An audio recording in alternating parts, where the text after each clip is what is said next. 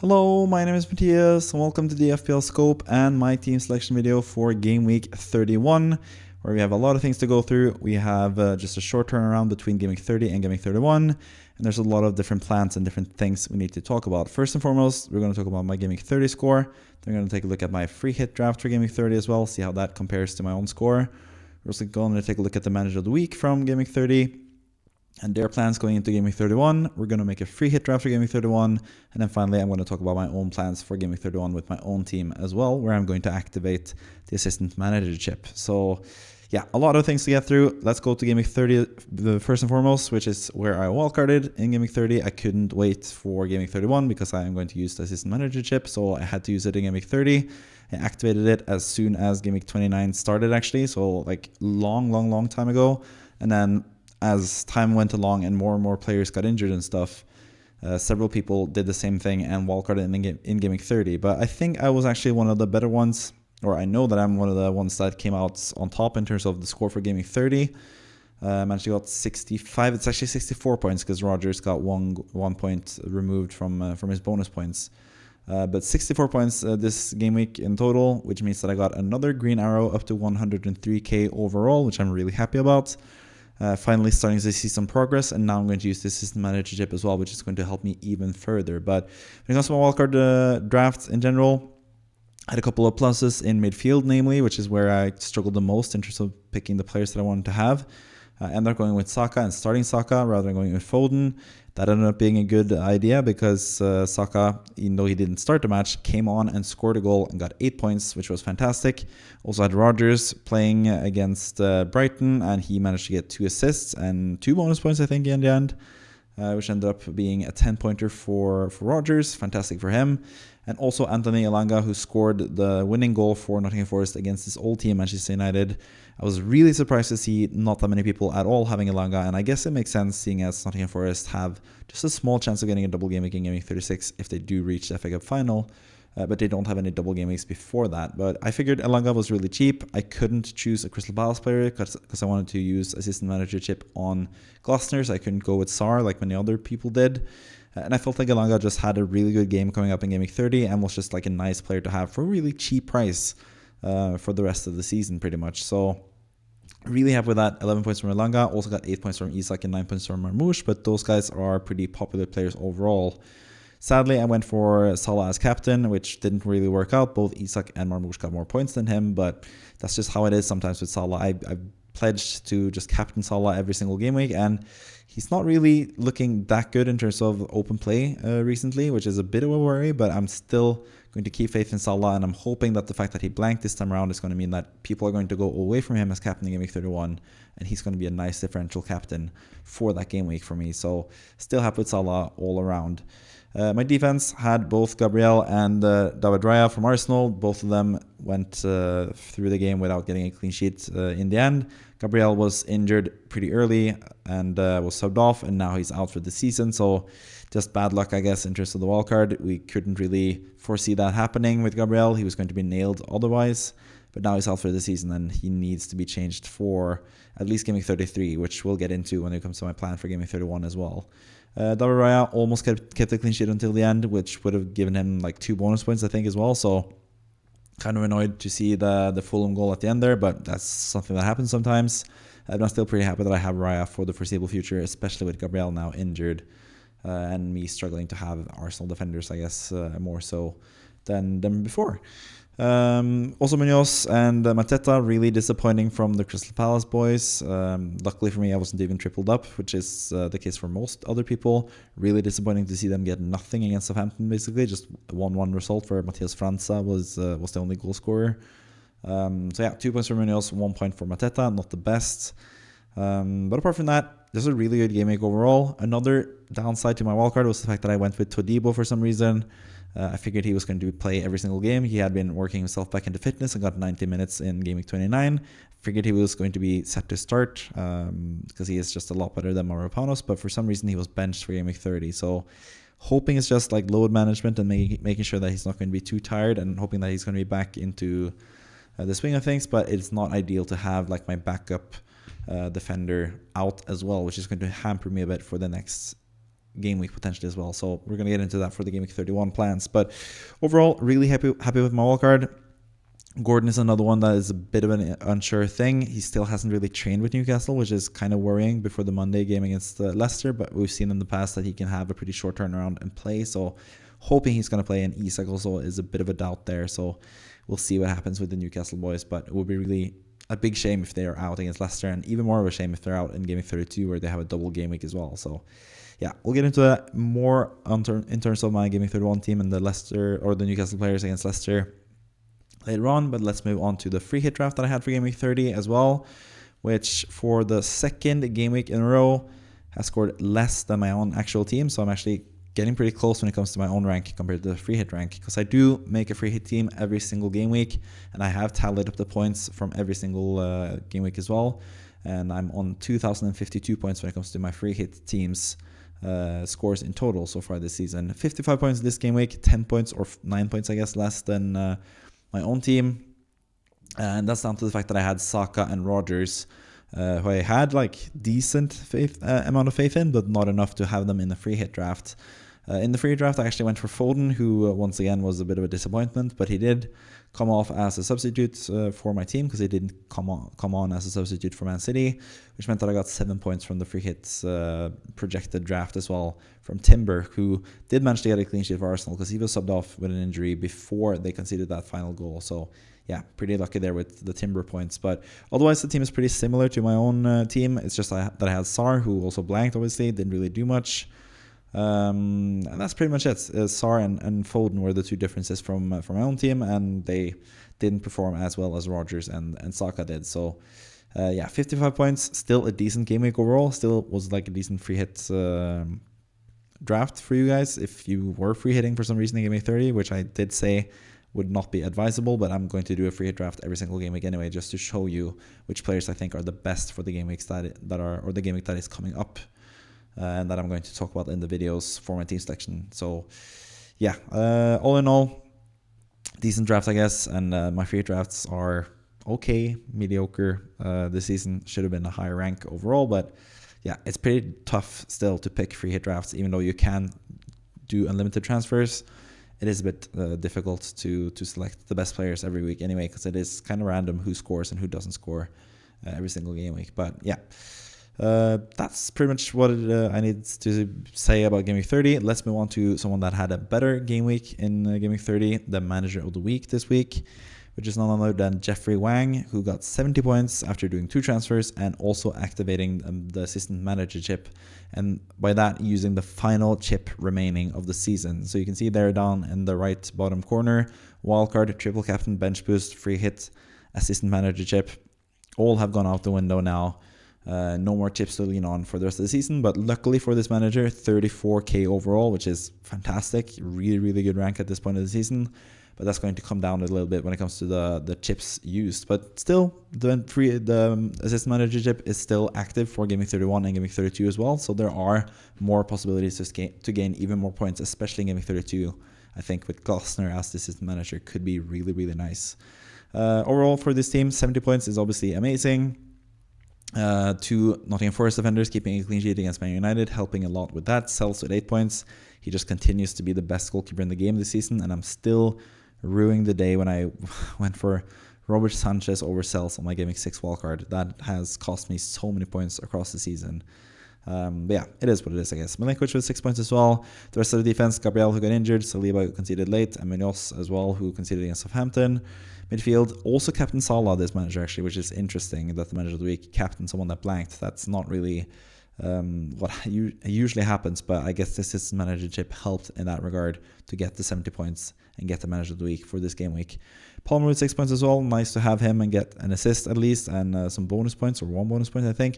Mbuemo got a penalty and scored 8 points from Mbuemo. 2 pretty old school players, I guess, who were not really popular, or not that popular at least on the wildcard, but if you're not wildcarding, they would still be in your team because they have been really popular players up until this point. Same goes for Rodgers, who ended up with 10 points, obviously, which also helps in this regard. Isak and Marmoush as the strikers. Kind of interesting that this manager sold Mateta to bring in Marmoush. I figured Mateta would be someone to keep, but I guess not for this manager for some reason.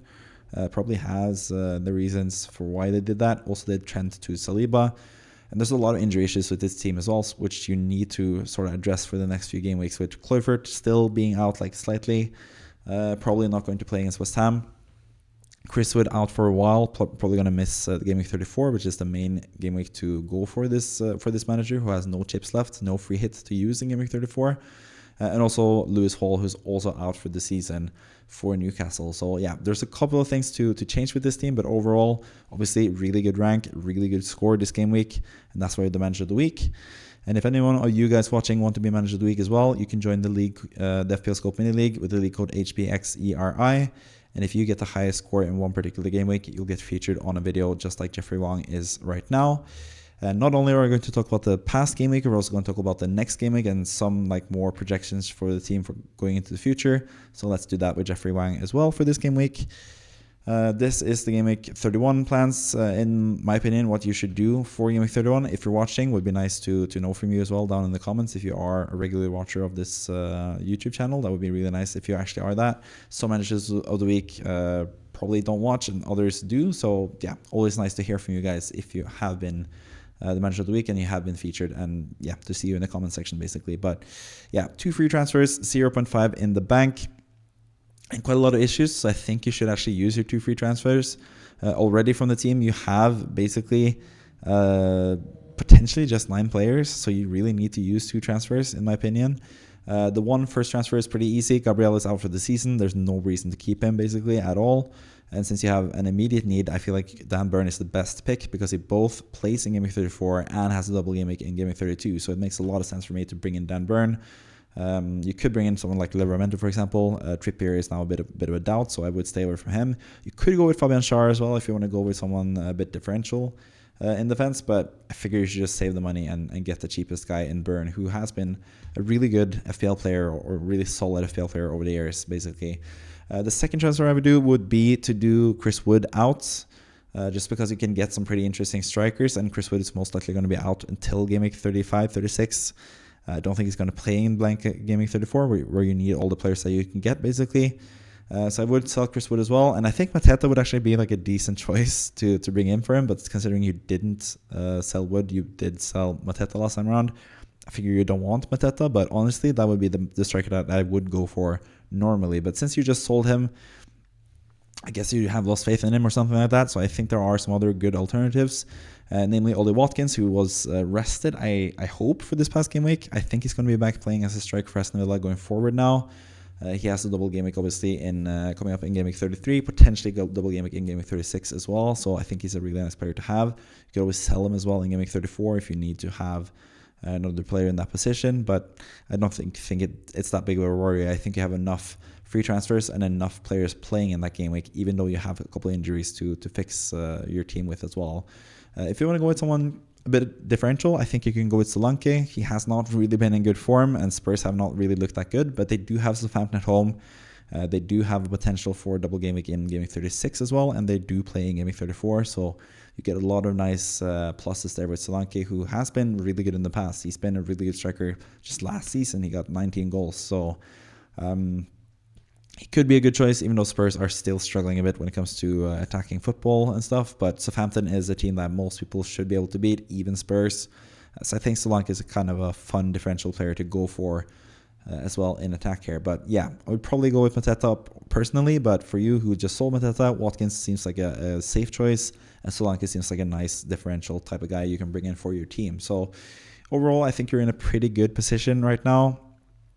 You have some really good players that can last you for a while. The likes of Palmer and Mbuemo, for example, who do play in Gaming 34, are going to be really nice. Same with Milenkovic and Sels. You have a pretty nice setup to have some players you can keep. Sal obviously is going to play in Gaming 34 as well. He's essential to have for anyone that doesn't have a free hit, and for anyone really in general, because Sal is just amazing still, even though he blanked this past game week.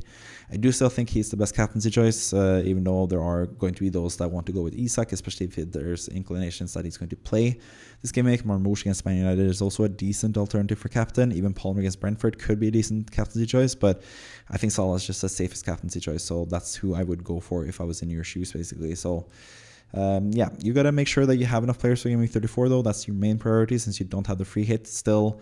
available. So yeah, you got to make sure that you have enough transfers and enough players playing for that game week. But I did actually go into FPL team and tinker around with your team a little bit, and you can afford to bring in players like Watkins who do blanking in your third four, because you're going to have enough transfers to get a starting 11 for that game week potentially. So yeah, I don't think you should worry too much, but you should only bring in like 1 or 2 more players that don't play in game week 34, because otherwise you're not going to have a full team in that game week, unless you take a hit, for example, which you could do still. But I'm doing this season without taking hits, and I think that's like the best way to go about it, I guess. So yeah, those are my thoughts for your team. Good luck with the rest of the season, even though you use most of your chips or all of your chips. And I think when it comes to the assistant manager chip, I think you should just stick it out with Glasner. A bit of a shame that you don't get a table bonus against Brighton. That would have been so nice at home to Brighton. To get a table bonus for a team like Crystal Palace would be amazing. But since Aston Villa beat Brighton and went above them in the table, there's only 4 places between Crystal Palace and Brighton, which is a big downside for us that wanted to assistant manager with Glasner. I guess you could use a free transfer, or yeah, you could use a free transfer to change your manager from Glasner to someone else. But I think Glasner is going to be the best choice in Game Week 32, obviously, as well, where he has a double game week with 2 table bonus games. So I don't think you really want to use 2 transfers to sell him for Game Week 31 and then bring him back for Game Week 32. When he does have, all things considered, a pretty good game week or a pretty good fixture against Brighton at home, I think Crystal Palace will win that game like they did previously in the season. And that would be good enough for like 8 or 10 points potentially. So yeah, I think you should just stick it out with Glasner. But you could go with someone else. I'm going to talk about a different assistant manager that I'm going to use in Game Week 31, since I'm starting fresh and I'm not having to use a transfer to bring him in, basically. But yeah, that is pretty much it for your team. Hope you enjoyed the feedback. If you're watching, please let me know as well. Let's move on to the free hit draft for Game Week 31, where we can see who I think are the best players for this game week. So yeah, I'm going to go through the team, starting with the goalkeeper all the way down through all the bench players. In goal, Nick Pope against Leicester. Just target Leicester when it comes to clean sheets. That's the easiest thing to do in general. They have not really scored any goals in 2025. I think they have like 3 goals from 2 matches. 2 out of like 12 matches or something now that they have scored in. And like 10 clean sheets that they've given teams. Leicester. So yeah, doubling up on Newcastle defense makes a lot of sense for me in Game Week 31 if you're looking to just have the best optimal team for Game Week 31. So I'm going with Pope in goal. I also go with Fabian Schär in defense, because you have the money on a free hit to do, like, you don't really need to worry about the funds as much. And the team value here is quite high. So if you don't have the money, you could always downgrade Schär to someone like Dan Burn, for example, and get some extra money if you don't have enough money to do this team. But I think Fabian Schär is just a better differential guy to have, because he has some goal threat at least. He has better bonus potential than the other defenders as well. So yeah, I think if you have the money, I think he's the best choice on a free hit for Game Week 31. Also Destiny Udogie, who has not really been mentioned at all this season. It seems like last season he was really good and was a really popular FPL pick. But this season he's been really struggling with injuries. Spurs have been terrible. And they haven't really had the fixtures to go for as well with Udogie. But now, Southampton at home, I feel like that's a pretty good chance for a clean sheet as well. So Udogie's in the team. Saliba, I think, has stepped up in the past in the absence of Gabriel. And he does have like a decent or a tough-ish fixture against Everton, a team that Arsenal usually lose against as well. But I do think he's going to step up, and I think Arsenal will still keep a clean sheet, even though they have to play Kivior, most likely, who's not the best defender. So yeah, I wouldn't be too surprised to see them concede, but I think Saliba is like a decent choice to have for this game week as well. You also have a couple of other decent alternatives in defense. If you want to go with Guardiola, he's still a good pick against Man United away. Scored in the opposite fixture earlier this season. And also Agbadou, fresh off his clean sheet against West Ham. They looked really good there, Wolves, so I think they will look good again against Ipswich. And Agbadou is a really cheap option to have in defense. You could also go with someone like Aït-Nouri, for example, who's a bit more attacking than Agbadou, has a really good fixture still as well. Maybe you want to prefer him over Saliba, because Saliba is like my weakest link, I think, in the defense. But I still think he's going to be good and step up in the absence of Gabriel for Arsenal, who are still a really good defensive team after all. Salah captain. Salah is just a mainstay in all these drafts that I have. I just have so much faith in him still, even though Liverpool are looking not as good anymore. But Fulham is a team that has been a high-scoring, or Liverpool against Fulham has been a high-scoring fixture in the past. And I think Liverpool can finally get some goals again in this game week against Fulham. So yeah, still going to max Salah captain. It's as simple as that, really.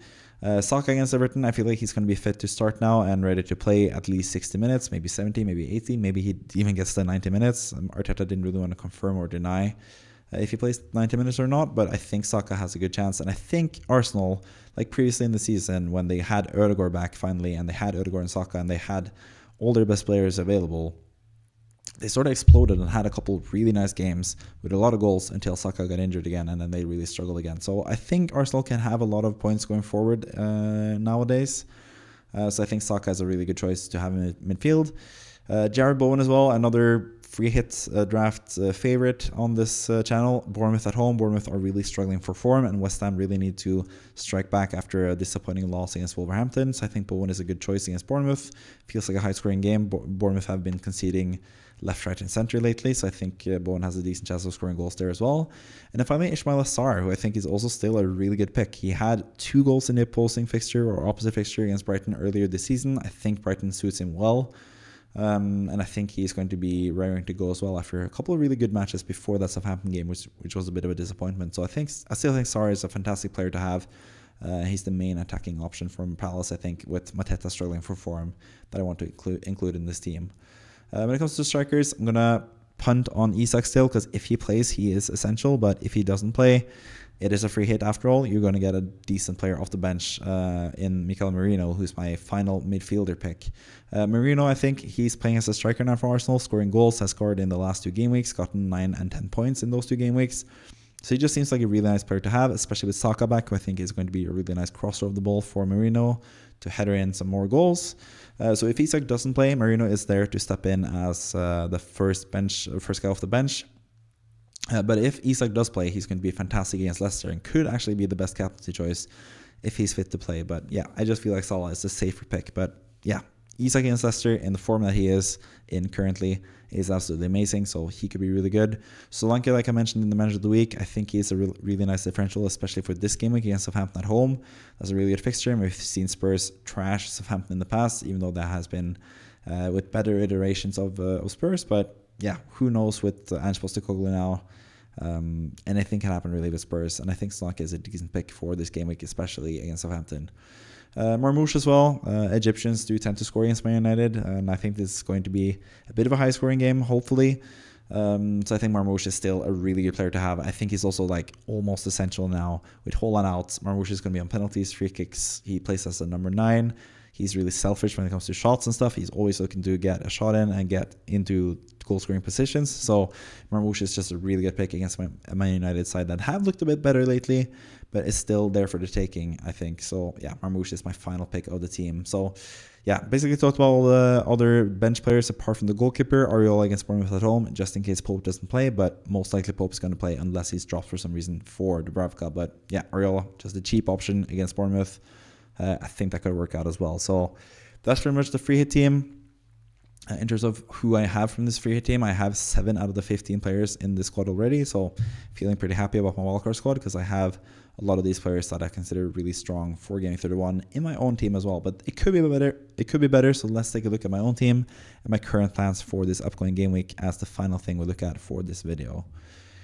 So these are my current Game Week 31 plans. I am going to activate the Assistant Manager chip. I haven't really done it yet, even though I have written there Assistant Manager chip activated. I'm going to do that eventually. I still haven't decided completely who I'm going to choose, but I think I'm going to land on Thomas Frank. And I think there's basically like 4 or 5 different table bonus managers that I do like kind of like-ish this game week that I feel like not certain about, but I feel decent about. I think Brentford and Thomas Frank has had some really good results against Chelsea in the past, so I think they could easily win that game, or not easily, but like they could definitely win that game, or at least get a draw. With the table bonus, that's going to be more than enough for me. I'm just hoping that they don't lose and I don't get anything from that game pretty much. But yeah, I think Thomas Frank is my favorite manager, especially also because I'm going to be a bit busy on the Saturday. I'm not going to be able to watch the games. Meanwhile, on the Sunday, I will be able to watch the Chelsea or the Brentford against Chelsea game. So yeah, I really want to watch that when the Assistant Manager chip is activated, because that is the most important chip to use. So my plan for the Assistant Manager chip is Frank for this game week. Game week 32, I'm going to move over to Glasner, who has 2 tough fixtures against Newcastle and Man City, but at least they are both table bonus matches. And then he's going to have another table bonus match against Arsenal in Game week 33 as well. And also play Bournemouth, which is most likely not going to be a table bonus match unless Bournemouth managed to win like 2 games and keep Crystal Palace 5 places below them, which, yeah, or get Crystal Palace 5 places below them, which is not that likely, but it's still a decent fixture for Palace anyway, at home to Bournemouth in Game Week 33 as well. So those are my assistant managership plans. I think that's the best strategy for pretty much anyone, really. But maybe you want to go with someone like Graham Potter instead, who I would usually normally go for as a West Ham fan as well. But yeah, I'm not going to be able to watch that game, sadly. So choosing the player that, or the manager that I think can both get the win, I think he is probably the best choice. Because Brentford have really done well in the past. They have enough good players to do some harm to Chelsea. So hopefully that happens on Sunday. Yeah, those are my assistant managership plans. And apart from that, I haven't really thought about doing any transfers. I have one free transfer available. I have 1.0 in the bank, but that's obviously 0.2 when I get Frank, who's a 0.8 worth manager. And I could still afford Gabriel to Saliba. That is like the simple choice, it seems like. Most people are going to go that route. But I am feeling a bit better about the Arsenal attack than the Arsenal defense now. With Gabriel going out, Saka coming back in, I feel like they're going to be more offensively minded and not quite as solid defensively. So I am considering selling Gabriel for Ruben Diaz, who is going to play most games for Man City. He's not really talked about that much. He has had really good double game weeks in the past as well for Game Week 33. So I feel like Ruben Diaz is a decent choice to have. I probably wouldn't even play him this game week because I think Burn, Guardiola, and Munoz are just better picks than Ruben Diaz, but it would be a nice safety option just in case Gordon and Isak are not ready for the Leicester game and Todibo is not starting like he did in Game Week 30. Because if that's the case, if Gordon doesn't play, Isak doesn't play, and Todibo doesn't play, I only have Rodgers to come in for one of Isak or Gordon, and I would play only 10 players that game week, which would not be ideal. So currently I'm leaning towards doing a transfer, and I think I'm leaning towards doing Gabriel to Ruben Diaz. It is a bit early, and you could always get another injury on Diaz before Game Week 33, which would be a bummer. That's why I kind of wanted to keep the transfer for now, but I feel like I need to have that backup just in case those Newcastle players don't play on the Monday in the end. So yeah, just want that safety from Ruben Diaz or Saliba, but I'm most likely going to Ruben Diaz because I want to get Mikel Merino for Game Week 33 for that nice double game week fixture for Arsenal. So yeah, those are my plans when it comes to the transfers. When it comes to my team, in goal, David Raya against Everton, I think that's a decent chance for Arsenal clean sheet. Burning against Leicester, I think he's fantastic, obviously, since I had him in the free hit draft. Guardiola was on the bench in the free hit draft. I think he's also a really good option against Man United. Munoz is also really good against Brighton, really attacking and has some clean sheet potential. Salah is my captain, like I mentioned a couple times. I still trust Salah. I still think that the game between Liverpool and Fulham is going to be a decently high-scoring game. Saka, who's in the free hit draft as well, obviously. Really happy with him. Just going to have my fingers crossed that Gordon is ready to play in this game week on Monday. Because Leicester away would be a really nice fixture for him. He could get a lot of points. And I feel like he's not as popular as I thought he was going to be because of the injury issues and stuff. But at the very least, I'm hoping he's going to be back for Game Week 32. So I have him for the double game week for Newcastle as well. That was the main priority for Gordon. But it would be nice to have him against Leicester, especially if Isak is not ready to play. Because I feel like I want to have as many good attacking options as possible.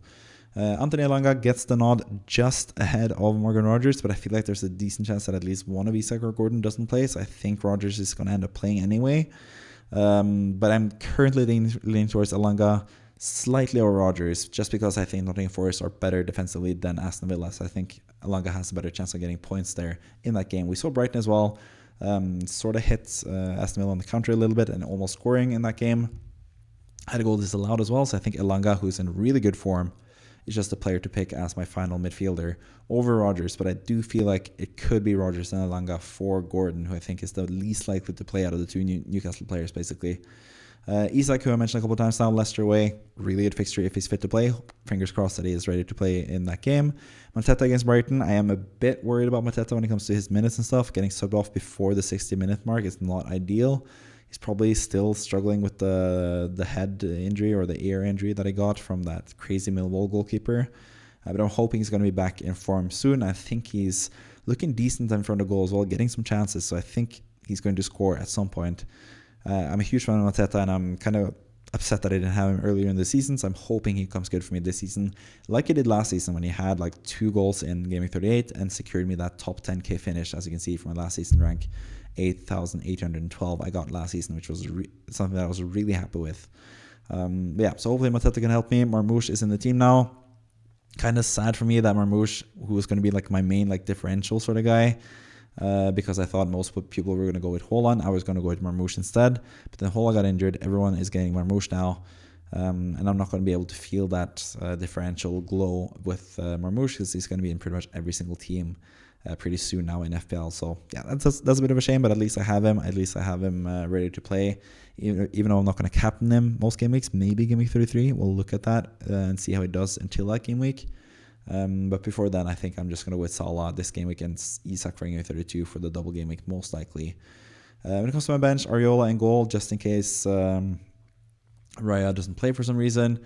I had him in the free team, so I think it makes sense as well. Rodgers against Nottingham Forest, he did surprise me, or did play really well against Brighton, with especially the first assist, which is an absolute beauty from Rodgers. The second assist was also really nice. He is just a really good player who has been really good for me this season. So yeah, I wouldn't be too fussed if Gordon doesn't play, or if one of the forwards in Gordon or Isak doesn't play, because I think Rodgers is going to be good off the bench potentially. So yeah, he's there. Todibo as well as another fail-safe defender. I think he's going to be back in the West Ham team. I think it was just like a one-off that he was rested for some reason.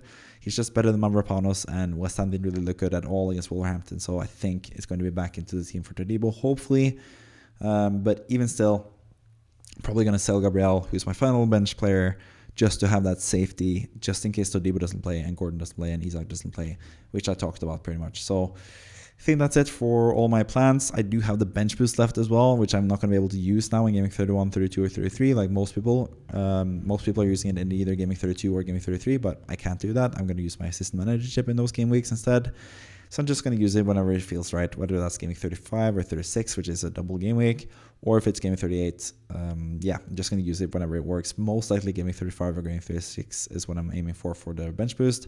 And also going to free hit in gaming 34 as well to make sure that I have enough players for that game week. So yeah, I think that pretty much covers it. I feel like I've been in a good flow of things for this video. I hope you enjoyed it yourself. Give me a like if you liked the video.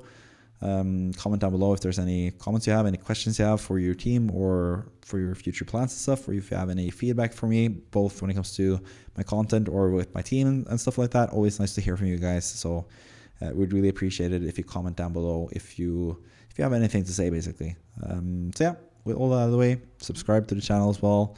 Getting closer to 1,000 subscribers, which would be really nice. I probably need to work on my speaking abilities to get those 1,000 subscribers. But yeah, I hope you subscribed already. And with that out of the way, thank you for watching as always. See you next time, and I wish you a nice weekend and a nice gaming 31. So see you next time. Bye bye.